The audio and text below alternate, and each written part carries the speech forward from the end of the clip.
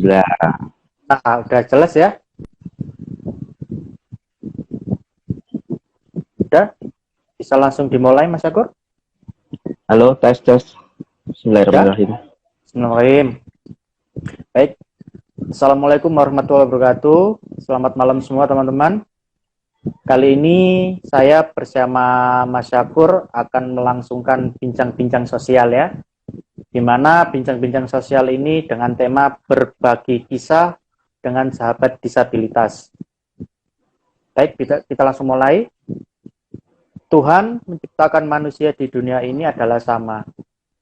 Namun manusia itu sendiri yang memberikan perbedaan di antara sesama manusia, baik itu berwujud sikap, perilaku maupun perlakuannya. Pembedaan ini masih sangat dirasakan oleh mereka yang mengalami keterbatasan secara fisik, mental, dan sejak lahir. Dan keterbatasan tersebut tentunya tidak diharapkan oleh semua manusia, baik penyandang keterbatasan maupun yang tidak.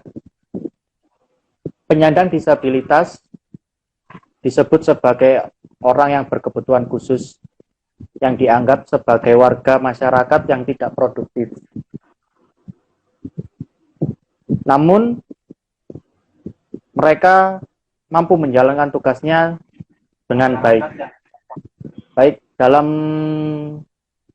hal berurusan dengan aktivitas fisik, para penyandang disabilitas menyadari bahwa mereka memang beda. Bukan berarti kemampuan, namun lebih dari mode of production, yaitu dengan cara-cara berproduksi dengan caranya sendiri. Terima kasih untuk teman-teman yang baru bergabung, dan terima kasih juga untuk media partner dari Info Surabaya Peduli, pedagangkecil.id, KCS Surabaya, Disabilitas Motor, Cycle Indonesia, Freedom Traveler Family, dari Dimensi Suscare, dan teman-teman sahabat-sahabat yang bergabung dalam live ini. Baik, sebelum kita memulai ya Mas Syakur ya, kita juga ucapkan turut berduka cita untuk teman kita dan juga sahabat kita dari Sidoarjo, khususnya kemarin almarhum Mas Anwar. Kebetulan juga sahabat kita itu mengalami keterbatasan juga ya Mas? Iya. Baik. Jualan alat rumah tangga itu ya Mas ya, aksesoris. Iya benar. Iya. Baik. Sebelum kita memasuki ke sesi bincang-bincang kali ini, coba bisa diperkenalkan dulu untuk Mas Syakur. Oke, terima kasih Mas Rizky. Assalamualaikum warahmatullahi wabarakatuh. Waalaikumsalam warahmatullahi wabarakatuh. Selamat malam untuk semuanya yang sudah live di IG kami. Terima kasih Mas Rizky sudah mengajak saya berbincang-bincang sosial, bincang santai. Kita santai aja Mas Rizky ya. Iya, kita santai aja. Gitu. Mudah-mudahan ada hikmah, ada manfaat yang kita ambil dari bincang-bincang pada malam hari ini. Saya senang sekali bisa ketemu dengan Mas Rizky. Saya ketemunya memang di aplikasi ya Mas. Kita belum. Ya, benar. Kita sebelumnya kontak-kontakan ya. Terus saya melihat kontennya Mas Rizky ketika mengangkat Mas Anwar yang jualan aksesoris alat rumah tangga. Iya. Pinggir jalan, ternyata juga Mas Anwar memakai motor roda 3 sama seperti saya. Ada beberapa hal yang ingin kita berbagi buat Mas Anwar. Ya, tapi sayang sekali belum sempat ke sana. Allah lebih sayang sama Mas Anwar. Ya, Allah Anwar telah memanggil Mas Anwar untuk kembali ke pangkuannya. Saya sedih sekali Mas. Saya sangat menyesal banget nggak bisa ketemu dengan Mas Anwar. Hanya ya sehari setelah pemakamannya ya Mas ya, kita datang ke sana bertakziah. Ya, saya sangat menyesal sekali. Mudah-mudahan ya Mas Anwar bisa tenang di sana. Amin. Ya gitu, dosa-dosanya diampuni, segala kebahagiaannya diterima oleh Allah Subhanahu wa taala. Amin. Eh, untuk perkenalan dulu Mas ya. Ya, ya, Katanya monggo. tidak kenal maka tak sayang. Benar sekali. Eh, Nama saya Abdul Syakur, nama pemberian dari kakek saya. Mungkin Ya. harapan kakek agar cucunya ini menjadi hamba yang bersyukur ya. Maka Oh, nama saya Abdul Syakur. Panggilannya biasa sih teman-teman memanggil saya Syakur. Ada yang manggil Abdul, biasanya sih yang baru kenal. Yang baru kenal itu manggilnya Abdul, enggak apa-apa. Pertanyaan seperti itu setelah kita akrab manggilnya Syakur. iya. Saya Sama-sama lahir seperti saya di juga ya. ya. Awalnya manggilnya Mas Abdul, ternyata kita sudah akrab, jadi saya manggilnya ke Mas Syakur. Saya lahir di kota Surabaya, Mas. Saya di Surabaya ya. Ya, di Surabaya, di salah satu kampung yang cukup padat penduduknya. Eh, dari ya seorang ibu yang sangat sederhana, dari keluarga yang sangat sederhana pula. Tapi ya alhamdulillah keluarga saya sangat support dengan kami, terutama kondisi saya setelah saya mengalami disabilitas. Gitu. Berarti, mohon maaf sebelumnya, Mas Syakur ini mengalami keterbatasan ini dari lahir atau seperti apa, Mas? Saya lahir seperti bayi pada umumnya, tanda kutip saya normal. Saya tidak ada kelainan apa-apa, tidak ada kendala apa-apa. Saya bisa jalan sudah seperti pada bayi umumnya, Mas ya. Usia setahun, nah itu saya sudah bisa jalan. Sampai usia 2 tahun saya seperti anak-anak batita pada umumnya.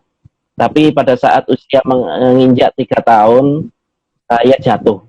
Jadi saya naik ke tempat tidur susun, di yang atas itu pegangan saya tidak kuat, sehingga saya jatuh ke bawah, bukan mungkin ya.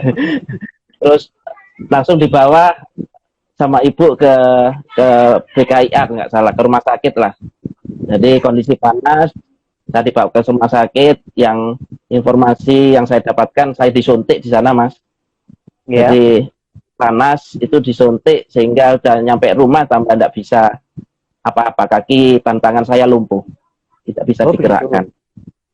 Ya, kalau mungkin istilahnya waktu itu adalah saya kena polio.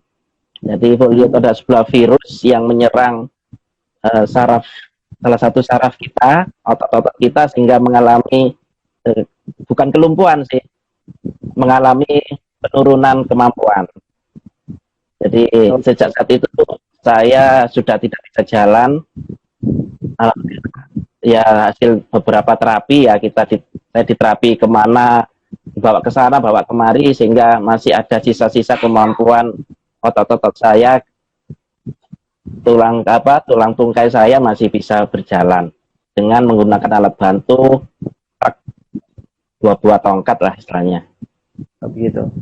Berarti Mas Syakur ini mengalami keterbatasan itu sesudah lahir ya, jadi mengalami sejak usia ya. 2 tahun ya. 2 tahun.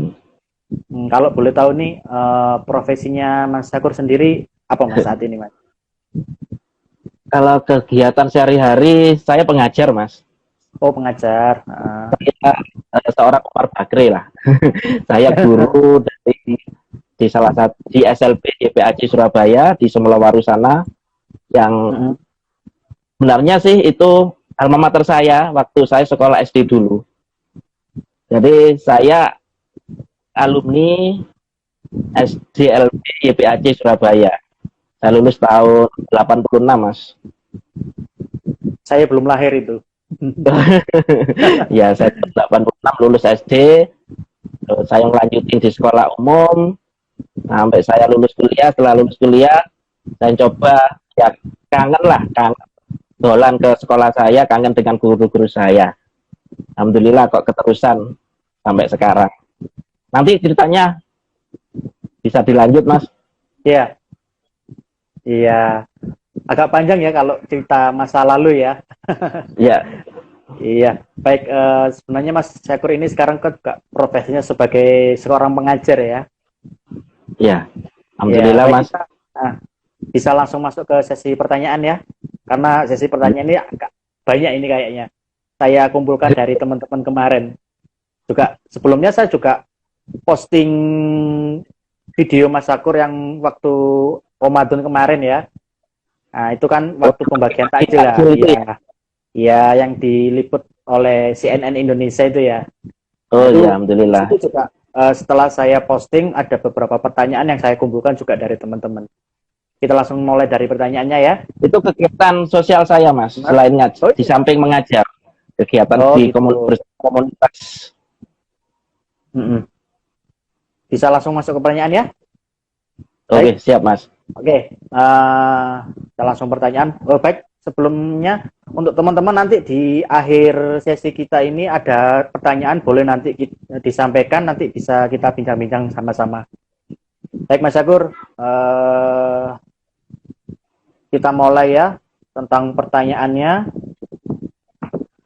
Kita langsung ini. Bagaimana sih Mas Syakur pandangan masyarakat terhadap sahabat disabilitas yang pernah Mas Syakur alami? Saya tadi sudah sedikit cerita tentang Ya. apa ya, awal saya menjadi seorang disabilitas. Iya. Dan gitu ya, sejak usia 2 tahun, saya mungkin sama dengan anak-anak pada umumnya, jadi masa-masa usia gitu sampai usia sekolah, itu kan masih ada sesuatu yang blank. Apa kejadian apa kan kadang kita nggak tahu ya. Jadi Iya. kejadian yang bisa saya rekam itu ya parsial, sebagian-sebagian aja. Yang jelas saya ingat ketika saya sudah mulai sekolah, Mas. Jadi saya sekolah di SLB YPAC, waktu itu masih di Jalan Majen Sungkono, yang sekarang mungkin sudah banyak ruko-ruko ya di sana ya. Yang jelas tempatnya kalau itu di depan Gedung Joang 45. Di depan Gedung Joang 45. Jadi pas naik. Tapi saya jujur aja, sejak saya merasa menjadi seorang disabilitas, karena saya tinggal di kampung, saya tinggal dengan bersama teman-teman masa kecil saya tidak pernah merasakan ya semacam terdiskriminasi lah, Mas. Jadi teman-teman saya menganggap saya itu ya seperti pada umumnya, seperti teman-teman lainnya, hanya mereka lebih memahami saya dengan keterbatasan saya. Jadi salah satu contoh, saya juga waktu kecil itu bermain dan belajar bersama, Mas ya, bermain di rumah atau di depan rumah ya, main gambar, main press, main peta umpet, akan benteng-bentengan, Mas. Saya juga main benteng-bentengan dulu waktu kecil. Ya, tugas saya sih jaga benteng, yang jelas kan nggak mungkin saya ngejar kan ya. Saya jaga benteng. Main kalau belajar di rumah biasanya sih kalau ada PR kita kerjakan bersama-sama, karena ya kebanyakan teman-teman itu mainnya ke rumah, karena waktu itu nenek saya itu senengannya kan bikin kue apa namanya ya, jajan rumah itu loh. Jadi ya tak buatkan kue, main di rumah ya, mungkin nenek saya itu maksudnya biar teman-teman saya itu mau bermain di rumah saya, dibikinin roti ayam, dibikinin kue lumpur kayak gitu, Mas, bikin es. Jadi ya akhirnya teman-teman senang berkumpul dengan saya. Bahkan ketika kayak minggu pagi gitu, saya sering diajak juga sih naik sepeda ya, saat dibonceng keliling Surabaya sampai ke Kenjeran, bahkan sampai ini saya diajari renang, Mas. Tapi waktu itu namanya bukan renang tapi ambyur. Apa jadi namanya? ambyur, Mas. Ambyur.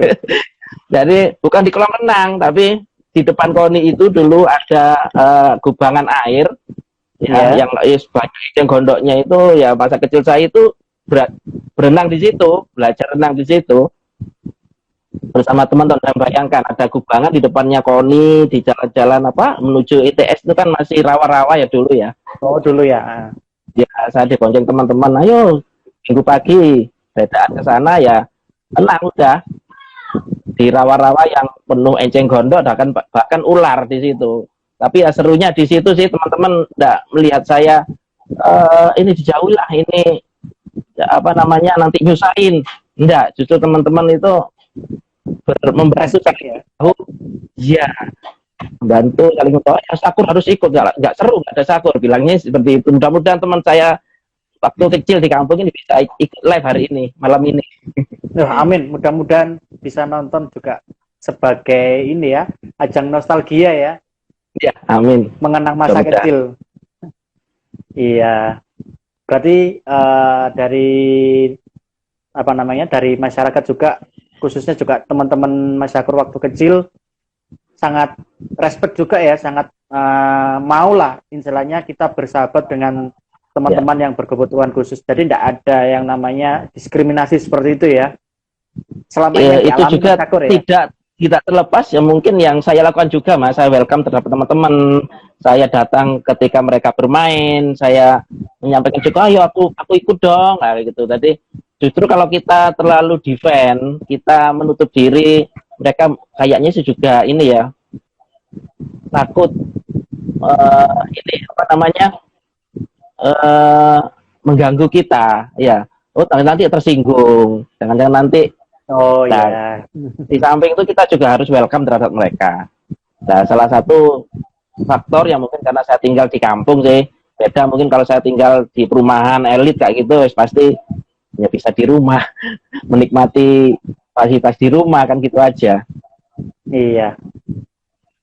Justru saya merasakan sedikit diskriminasi itu Mas, ketika saya menginjak sekolah di SMA. SMA ya? Ya, saya baru merasakan gini ya, kalau jadi orang disabilitas selalu dicibir, selalu dianggap belum mampu, tidak bisa dan sebagainya. Padahal sederhana sekali. Waktu itu saya daftar di SMA, kelas sekolahnya itu ada 3 lantai, dan di lantai pertama tidak ada ruang kelas sama sekali, sehingga tanda kutip saya ditolak karena dianggap saya nggak bisa naik ke lantai 2 dan lantai 3, Mas. Nah gitu. Itu waktu itu ya, pakai tongkat atau gimana? Ya, pakai tongkat. Saya bisa pakai tongkat. Ya? Ya.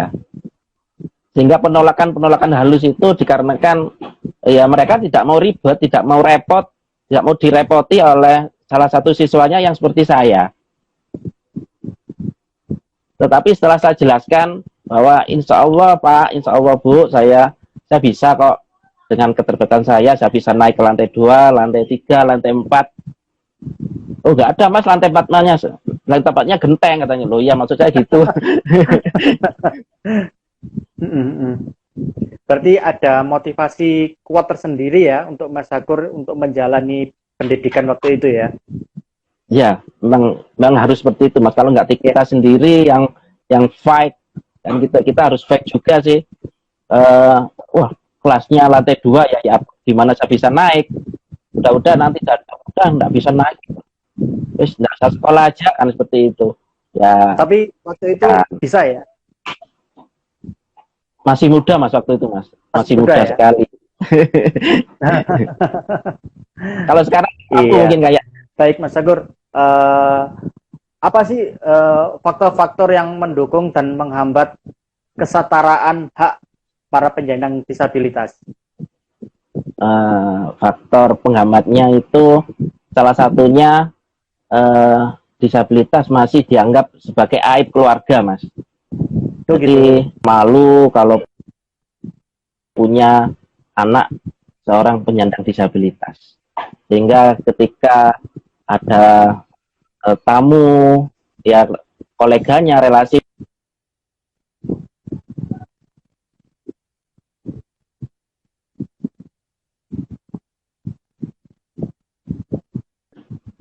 jadi ya masuk kamar dulu, Papa ada tamu. Nah, gitu kan juga menyebabkan anak ini tidak percaya diri. Oh, ternyata orang tua saya sendiri sih kok gini ya, tidak mau mengakui kekurangan anaknya. Seharusnya kan orang tua ya justru dikenalin lah, ini anakku ini, meskipun seperti ini dia ternyata bisa baca puisi, ternyata bisa menciptakan lagu, misalkan seperti itu. Saya yakin lah Allah itu memberikan. Berarti ada sedikit ini ya, merasa sedikit terkucilkan ya gitu ya. Ya, ada beberapa kasus cerita memang seperti itu Mas yang dialami teman-teman. Keluarga malu mengajak jalan-jalan keluar, mengajak rekreasi sehingga anak yang disabilitas ya sudah hanya di rumah saja. Itu faktor yang pertama. Jadi dianggap aib keluarga, dianggap keluarga malu kalau punya anak disabilitas. Terus mereka masih menganggap lah disabilitas lah mau sekolah di mana, sekolah ya sudah belajar di rumah saja, yang ngajarin bapak ibunya, mengajarin keluarganya. Padahal untuk belajar itu tidak hanya ilmu kan yang didapatkan Mas, kan gitu ya. Iya. Karakter, terus attitude, kedisiplinan, sosialisasi terutama itu kan hanya bisa didapatkan di sekolah, di luar rumah lah istilahnya. Terus ada juga cara pandang masyarakat terhadap kita masih disabilitas tuh kayaknya kasihan ya, perlu dikasihani, perlu dibelas kasihani, dianggap tidak mampu kan gitu, tidak bisa apa-apa. Itu masih ada Mas, masih ada bagian masyarakat yang seperti itu. Banyak berarti ya. Ya. Iya. Karena ya itu tadi sih mereka tidak kurang memahami kami, belum pernah mungkin ya ngobrol dengan kami, bersosialisasi, berkegiatan dengan kami.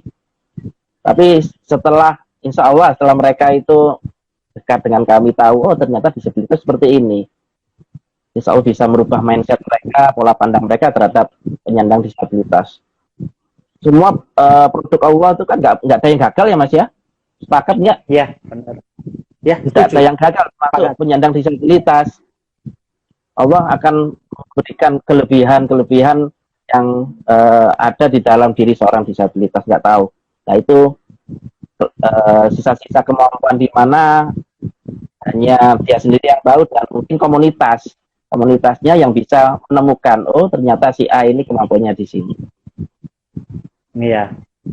Untuk dari disabilitas sendiri itu kira-kira ada enggak undang-undang tersendiri yang menaungi kaum teman-teman disabilitas? Ada Mas, banyak sih sebenarnya. Kalau boleh dikatakan lengkap, Indonesia ini lengkap undang-undangnya untuk penyandang disabilitas. Bahkan kita punya undang-undang yang paling istimewa di Indonesia ini. Kenapa saya bilang istimewa? Karena isi dari undang-undang tersebut untuk penanganan teman-teman disabilitas dari beberapa bidang itu banyak kementerian yang menangani di dalamnya, bukan hanya satu kementerian. Kalau dulu Undang-Undang Nomor 4 tahun 1997 tentang penyandang cacat itu sepertinya hanya dibebankan pada dinas sosial, Mas. Jadi bekerja dinas sosial, wong cacat itu urusannya dinas sosial kan gitu ya. Samping itu pandangan pemerintah waktu itu tetap kami hanya bersifat charity. Jadi disabilitas itu ya dianggap objek aja sih, tanpa melihat kita kemampuannya di mana kan gitu. Terus apa yang harus dikembangkan. Jadi ya konsepnya dibantu dan dibantu. Itu undang-undang penyandang disabilitas yang pertama di zaman Orde Baru ya Mas ya. Tapi alhamdulillah awal-awal itu ya. Sebenarnya ya undang-undang yang pertama kali Kak, yang saya tahu. Pertama kali. Itu yang khusus fokus terhadap penyandang disabilitas. Tapi ya itu sih, teman-teman menganggapnya selain ada sanksinya bagi yang melanggar, misalkan terhadap undang-undang di pemerintah, ada denda dan sebagainya, tapi tidak jelas. Seperti macan nompong yang tidak punya nyali sama sekali, Mas. Gitu. Ya. Berarti hitungannya juga hampir sama ya undang-undangnya seperti masyarakat pada umumnya ya, cuman ada sedikit perbedaan khusus lah intinya seperti itu ya. Alhamdulillah di tahun 2016 itu sudah ada undang-undang yang baru pengganti Undang-Undang Nomor 4 tahun 97. Jadi Undang-Undang Nomor 8 tahun 2016 itu tentang penyandang disabilitas, di sana lebih kompleks, lebih lengkap membahas tentang kewajibannya siapa, tidak hanya dinas sosial, dinas terkait itu juga punya tugas yang sama untuk penyandang disabilitas. contoh Mas ya. Kalau masalah pedestrian, ya pedestrian. Bagaimana sih seorang sarana umum pedestrian yang akses, parkir yang akses, masa ikut kerjaan di dinas sosial, Kementerian Sosial kan tidak.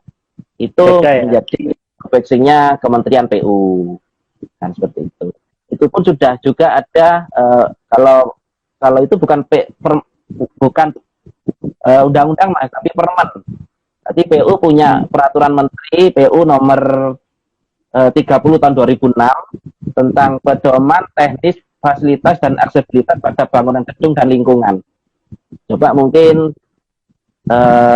semuanya atau mungkin Mas Rizky bisa browsing, bisa download Permen PU nomor 30 tahun 2016.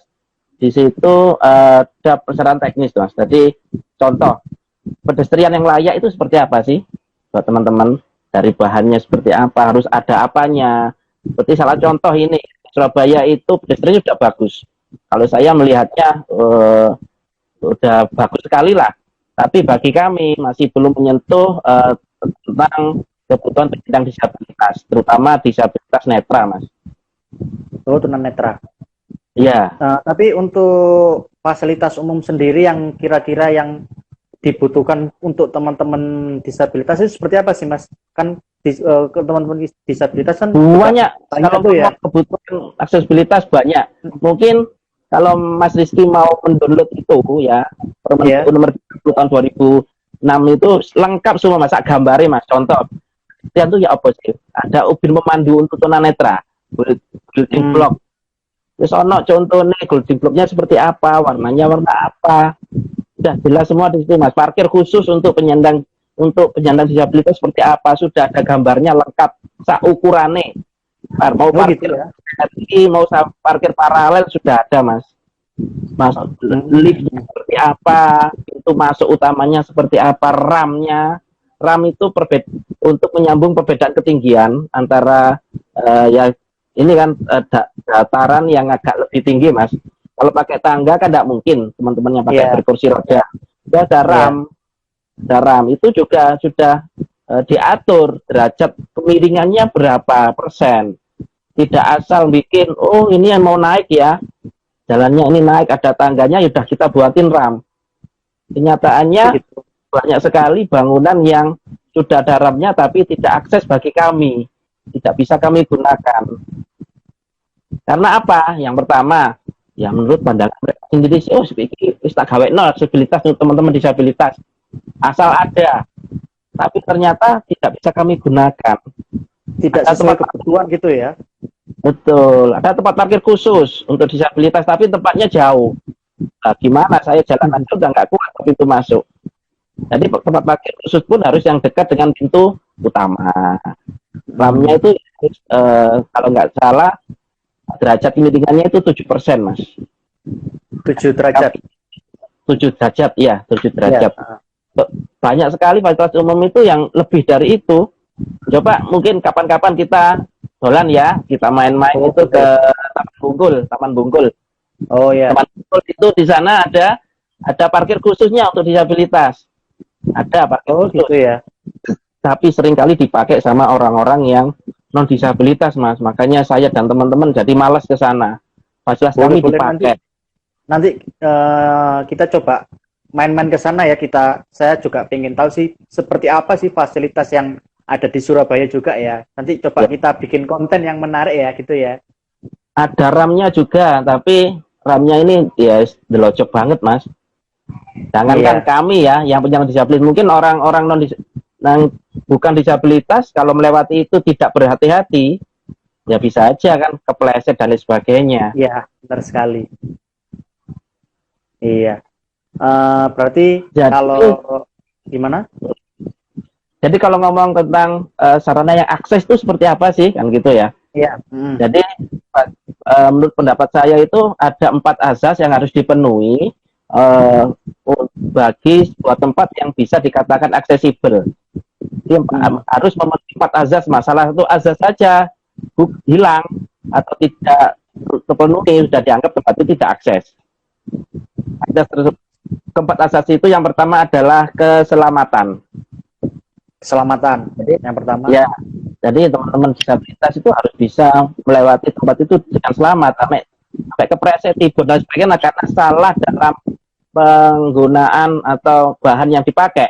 Misalkan bahannya licin, ya berarti kan tidak selamat teman-teman lalu itu. Yang kedua adalah kemudahan. Teman-teman dengan mudah dan mandiri bisa mengakses tempat tersebut. RAM itu tadi contohnya. Kalau terlalu miring, teman-teman nggak bisa melakukan sendiri, Mas. Intinya teman-teman nggak mau dibantu loh, Mas. Mereka ingin mandiri, menjangkau tempat kemanapun. Iya, mereka ingin mandiri. Kalau masih nggak dorong Pak, nanti bisa Pak. Wah, ini berarti mereka juga masih belum memahami kami. Oh gitu.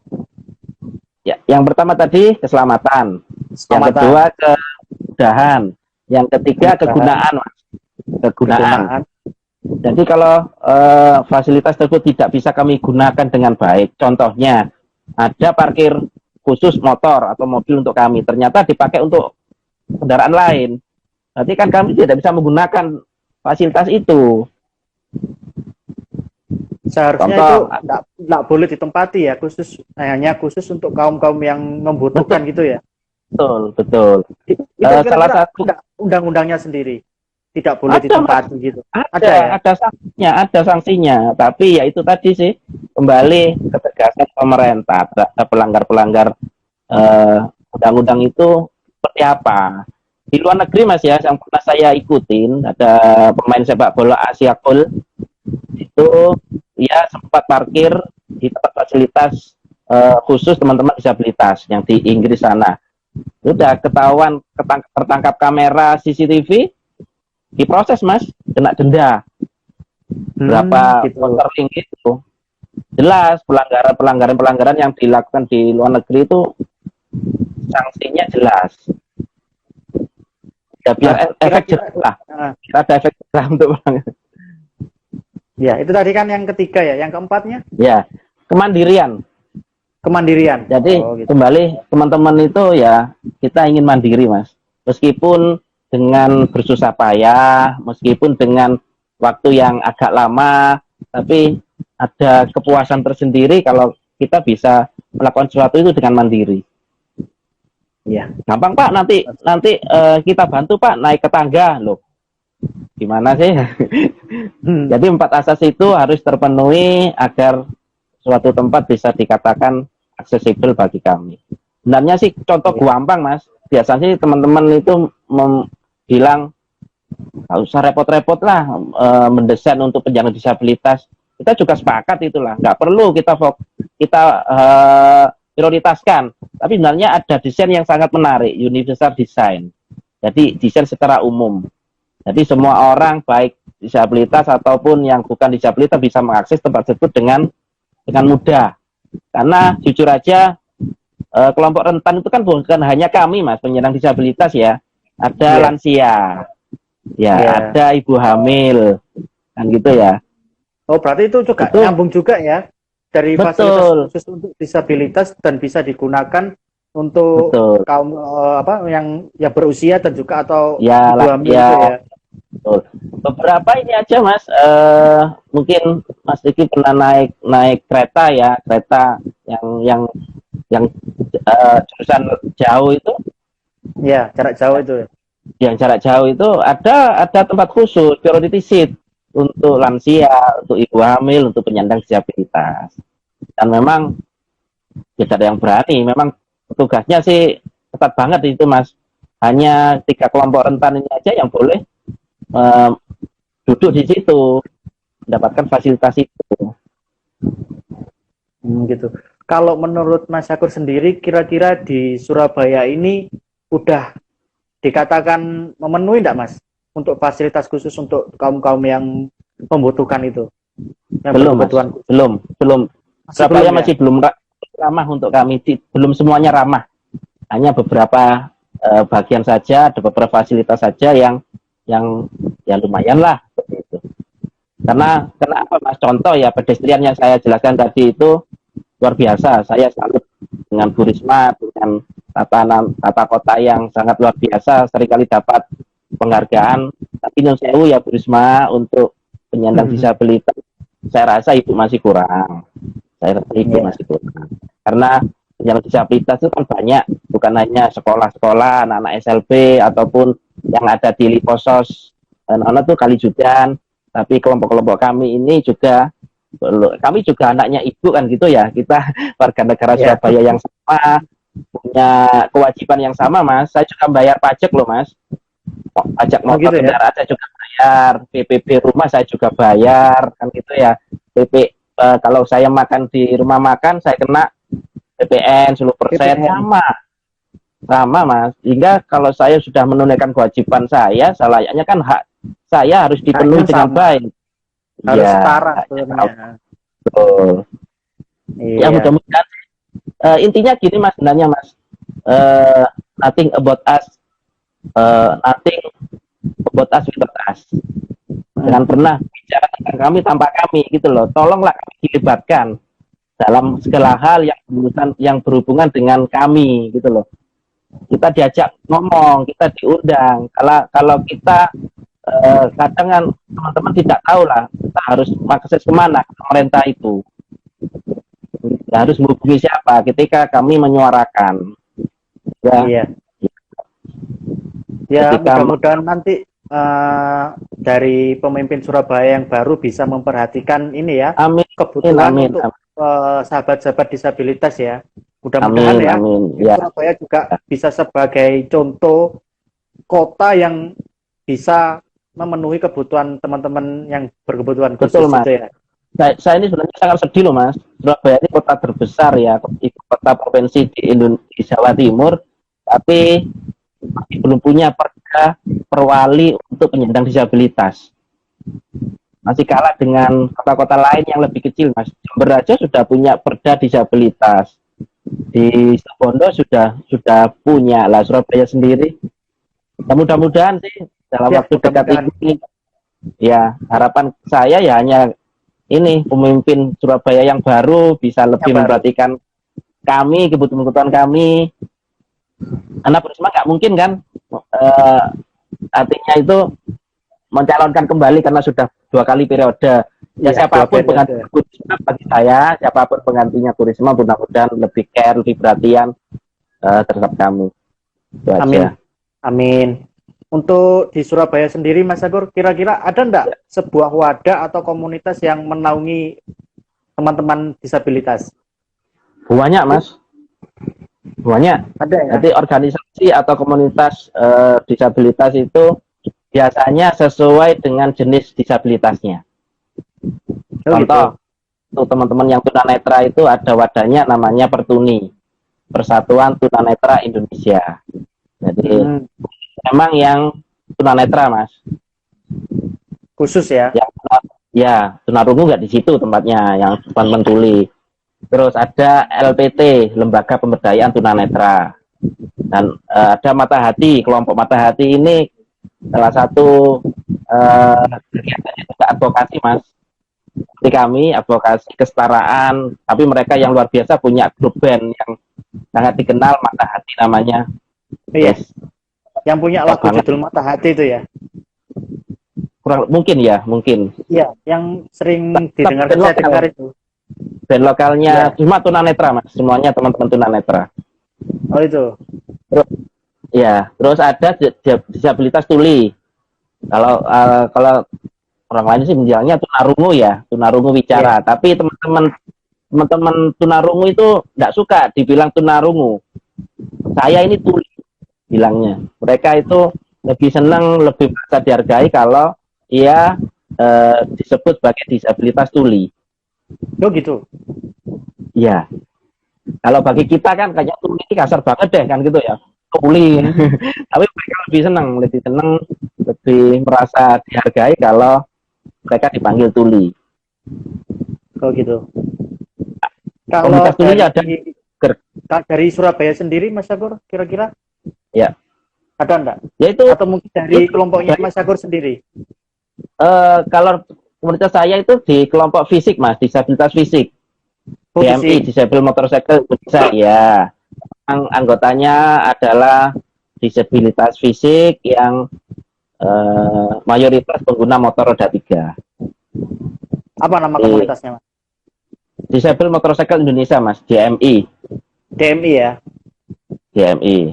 Jadi bagi kami DMI di sini adalah juga bisa sebagai komunitas atau organisasi disabilitas sama dengan Pertuni, LPT, Gergatin tadi itu, kita juga bisa sebagai komunitas motor, Mas, karena basis kami adalah pengguna motor roda 3 dan roda 2. Makanya ya kita beberapa kegiatan itu ya dengan teman-teman biker, betul-betul biker, termasuk dengan komunitasnya ya? Mas Diki.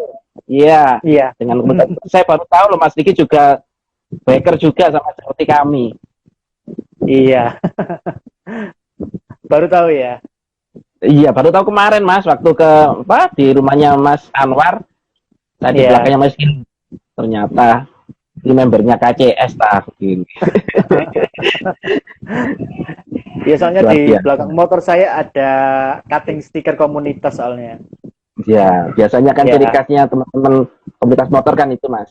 Ada NRA-nya, nomornya berapa, ada stikernya komunitas sebagai identitas lah. Keren sekali ya, membentuk sebuah komunitas di mana anggotanya teman-teman yang berkebutuhan khusus itu ya. Ya, alhamdulillah. Sejak kapan sih Mas DMI didirikan itu Mas? DMI lahir itu pada tanggal 10 November tahun 2009. Oh, 10 November ya? Keren ya, itu. Memang bukan sengaja sih. Waktu itu kebetulan. Jadi kita kumpul-kumpul. Ayo liburan Hari Pahlawan. Kita kumpul di, kalau nggak salah waktu itu di pinggir Sungai Kalimas. Kita ngobrol-ngobrol tentang apa ya yang harus kita lakukan untuk teman-teman. Ya, gimana Mas, kita sama-sama pengguna motor ini kan sharing informasi tentang motor ya. Motornya gimana sih? Motor saya kok nggak nyanak ya, remnya nggak pakem, terus saya sering los, misalkan seperti itu. Ya awalnya hanya ngobrol-ngobrol santai seperti itu. Terus habis itu ya kayaknya seru deh kalau kita ada komunitasnya, karena kan belum ada komunitas motor disabilitas. Oke, ayo. Jadi waktu itu mungkin masih sekedar beberapa nama Mas, namanya ABC dan sebagainya. Ayo kita pilih mana yang kira-kira menjual, terus kira-kira bisa go internasional Mas. Jadi bukan kami ke Inggris-Inggrisan Disable Motorcycle Indonesia, tapi harapan kami itu semoga komunitas kami itu bisa dilihat kegiatannya, atau kegiatannya diketahui kegiatan kami oleh saudara-saudara kita yang ada di luar negeri. Itu aja sih. Ya mudah-mudahan lah bisa banyak yang melihat komunitas ini ya. Ya, amin, amin, mudah-mudahan. Sengaja tanggal 10 juga karena ingin apa ya, di darah kami itu mengalir semangat para pahlawan Boyo ya kan gitu. Kita harus bangga lah. Ya Allah, Surabaya itu merasakan kemerdekaan pada tahun 45 dulu kan gitu ya. Iya. Berarti untuk kegiatannya sendiri apa aja sih Mas yang ada di DMI ini Mas? Karena komunitas motor yang jelas kegiatannya satu touring Mas. Touring ya? Sama ya? Ya sama. Ya, sama. Tapi touring kami, touring silaturahim Mas, touring kami itu touring aksesibilitas, artinya kita selain memperkenalkan sosialisasi komunitas, organisasi, itu juga ingin bisa menjadi aspirasi teman-teman yang di daerah Mas. Karena pada waktu itu kan tidak semua teman-teman punya motor, kan gitu ya. Agar teman-teman, oh iya ya setelah ada motor roda 3 itu, aku bisa kemana-mana, aku bisa mandiri, aku bisa melakukan aktivitas dengan tanpa mengganggu orang lain, tergantung dengan orang lain, kan seperti itu. Banyak sekali Mas.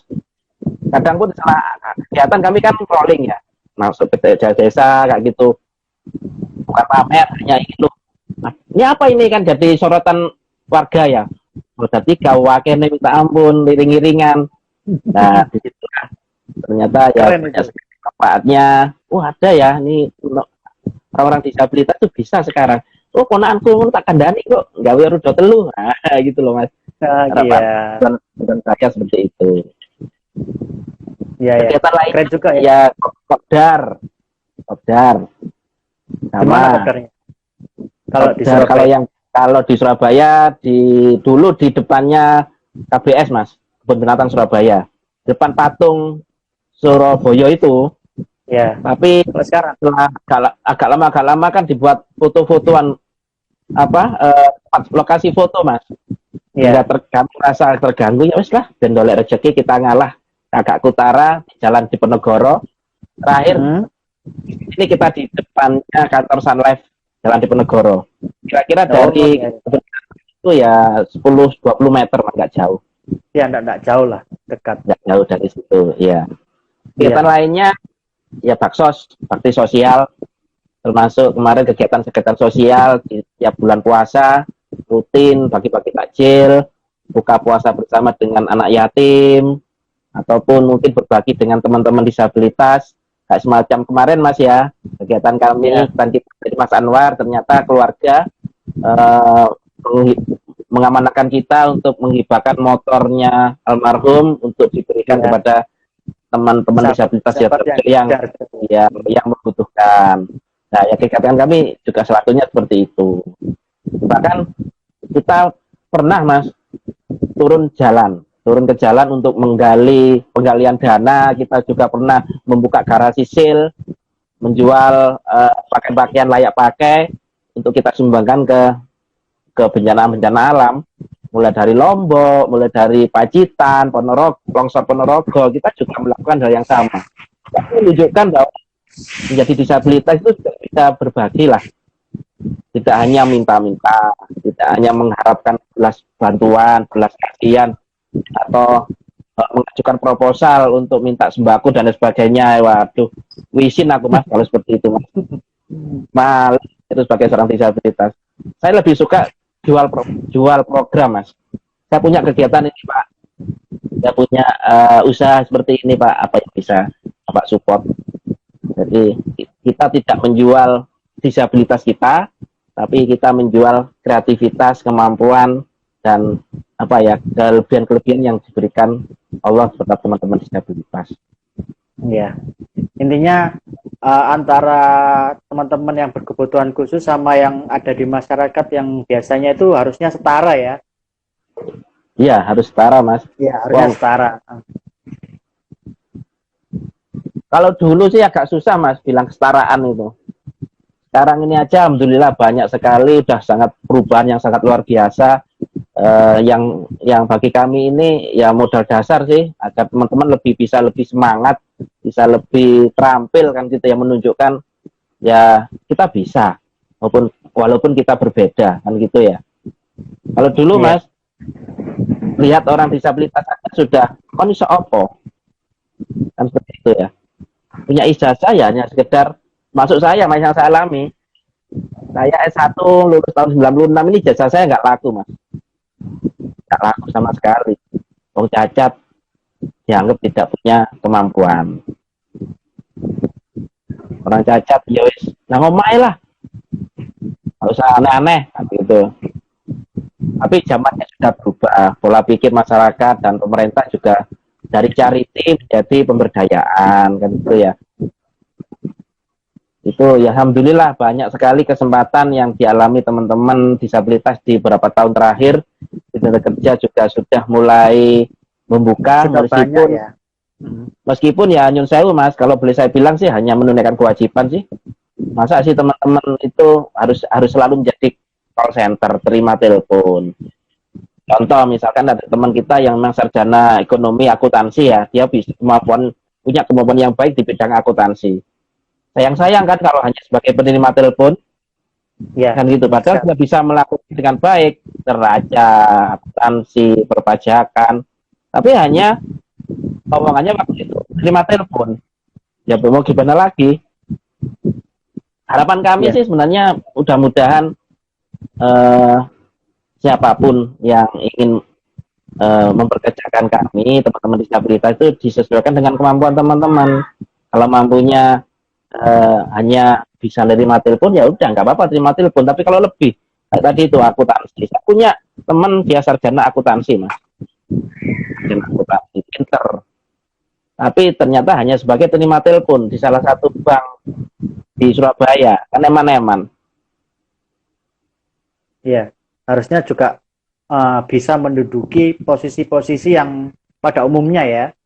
Iya, sesuai kemampuan dan bakat. Iya. Iya. Ini Mas Syakur, tadi kan Mas Syakur juga menyebutkan Mas Syakur ini sebagai ini ya, juga di dalam komunitas ya, sebagai apa ini? Sebagai pelopor ya, bener ya? Ya. Kalau boleh tahu nih Mas, kalau boleh tahu nih dari motornya Mas Syakur sendiri itu apa saja sih yang dimodifikasi Mas? Jadi kalau berbicara modifikasi motor itu ada dua Mas modelnya ya. Ada model yang roda bisa kayak punya saya, jadi roda tengahnya dihilangin, kalau ditambahin roda kanan kiri. Itu memang keutamanya kelebihannya adalah fleksibel, ringkes, artinya nggak terlalu banyak makan tempat di jalan pun kita juga bisa ngikutin motor, harus jalurnya motor. Dan kebanyakan di Surabaya seperti itu model modifikasinya, baik metik maupun bebek manual, bebek ya. Tapi ada juga model sispan Mas, kereta samping. Oh gitu. Kereta samping. Jadi ada beberapa teman-teman ini yang modifikasinya itu menggunakan kereta samping, itu memang satu dia biasanya itu ingin bisa membawa kursi rodanya di kereta sampingnya, ataupun gitu. Berjualan kan bisa, barang-barang dagangannya diletakkan di kereta samping.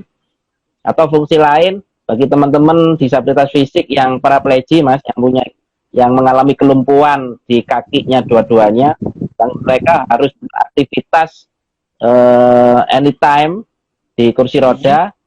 Itu fungsinya kereta samping itu dia naik ke kereta samping sama kursi rodanya sambil nyetir, sambil pegang setir, setirnya dipindah di samping. Berarti penggeraknya cuman dipindah setirnya aja, penggeraknya tetap ya. Penggeraknya mesinnya tetap hanya cuman setirnya dipindah kemudinya dipindah di sispannya, itu di depannya kursi roda, dia kan naik Mas. Jadi dia nyetirnya di situ, tidak turun dari kursi roda. Teman-teman paraplegia itu banyak yang kesusahan untuk ini pindah dari kursi roda ke motor, sehingga lebih praktis mereka mengendarai motornya dengan duduk di kursi roda. Iya. Mungkin ini sih terakhir sebelum kita nanti masuk ke sesi tanya jawab. Kira-kira harapan Mas Syakur sendiri untuk khususnya DMI ini ya, dan juga sahabat-sahabat disabilitas, apa sih harapan untuk kedepannya? Karena kalau melihat latar belakang anggota saya Mas ya, anggota saya itu macam-macam Mas. Ada yang mekanik motor ya, bengkel, termasuk modifikator. Itu juga teman-teman disabilitas. Kalau Surabaya kebetulan modifikatornya sekarang jadi ketua DMI Surabaya, Cak Purnomo itu. Dia jasanya Cak Pur ini sangat luar biasa bagi teman-teman Mas. Tanpa Cak Pur saya nggak bisa kemana-mana. Saya nggak bisa merasa terlahir kembali sebagai seorang manusia yang saya bisa ngantar anak saya sekolah, saya bisa ngantar istri saya, kan gitu ya. Masa aku harus digonceng terus Mas, kan gitu. Ada juga yang menjadi jasa servis elektro, servis HP, terus penjahit Mas. Penjahit itu mulai konveksi kaos, seragam, bahkan ada yang sampai bisa menjahit baju pengantin. Itu salah satu anggota kami. Ya. Terus ada dari pengajar, bukan hanya saya Mas, jadi beberapa anggota DEM itu juga guru Mas, meskipun itu guru ngaji atau guru TPA atau mungkin guru les privat gitu. Terus ada juga yang pengrajin kayu, pengrajin bambu, dibuat semacam kerajinan tangan yang punya nilai lebih karena seninya Mas. Jadi ada di Surabaya itu juga yang bisa bikin perahu, hiasan perahu itu dari kayu plus bambu. Kayu. Nah, gitu ya. ada yang juga bisa membuat makanan ringan, minuman kesehatan. Nah, berangkat dari situ saya mencita-citakan, mudah-mudahan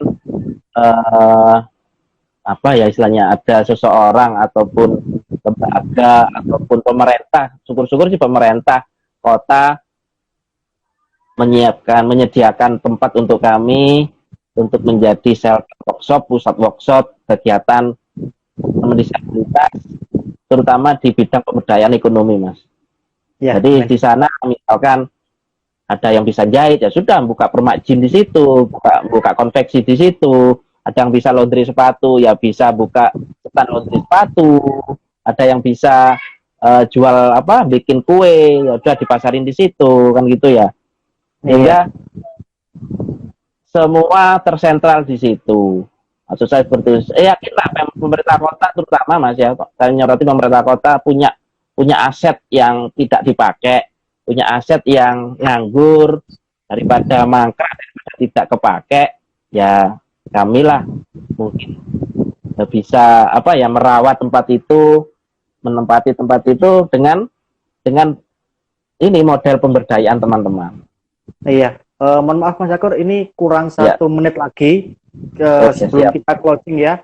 Mungkin untuk teman-teman yang mau bertanya mungkin silakan, ini kurang 1 menit. Mungkin terakhir Mas Syakur, closing statement untuk Mas Syakur sendiri. Apa ya? Sedikit aja, kurang 1 menitan ini. Tak terasa udah ya. 1 jam ini. Ini hampir 1 jam ya, Mas, ya?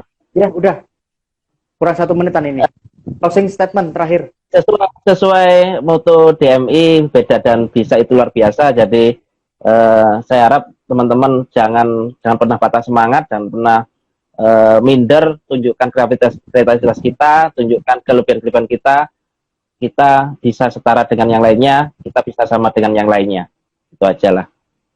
Ya, mudah-mudahan semua yang kita bincangkan kali ini ada yang mendengar, mudah-mudahan juga kita bisa setara dengan teman-teman yang lain gitu ya. Ya, siap. Ya, mudah-mudahan kita bisa sambung lain waktu lagi, dan ini waktu juga udah mau habis, tinggal 30 detik. Nggak terasa, mungkin kita bisa sambung di lain waktu mungkin ya. Ya, mungkin bisa untuk pertanyaan bisa langsung di inbox nanti ke Instagram saya atau ke Instagramnya Mas Syakur kalau ada pertanyaan. Oke, makasih Mas Syakur ya. Mohon maaf ini kurang 10 detik lagi. Ya, terima kasih kembali. Mudah-mudahan salam juga buat teman-teman yang lain ya. Ya udah, makasih.